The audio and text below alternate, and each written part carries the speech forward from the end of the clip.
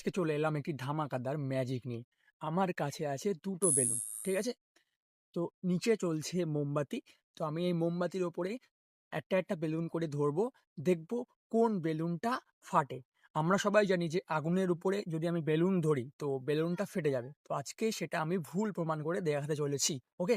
১ম এ আমি এই বেলুনটা সিম্পল বেলুনটা আগুনের উপরে ধরবো। ঠিক আছে?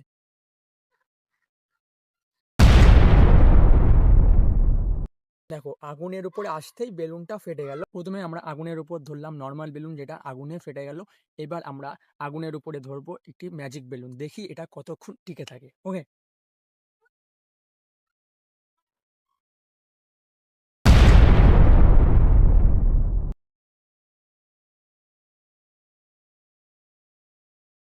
দেখো গাইস কতক্ষণ এটা টিকে ছিল। দেখো আগের বেলুনটা ধরতেই সেটা ফেটে গেল। কিন্তু এটা অনেকক্ষণ টিকে ছিল। কারণ এই বেলুনের মধ্যে আমি দিয়েছিলাম জল। আর জল দেবার জন্যে বেলুনটা আগুনের সংস্পর্শে এসেও এটা অনেকক্ষণ ধরে বেঁচে ছিল। ভিডিওটা ভালো লাগলে অবশ্যই লাইক করো আর আমার চ্যানেলকে সাবস্ক্রাইব করতে ভুলো না।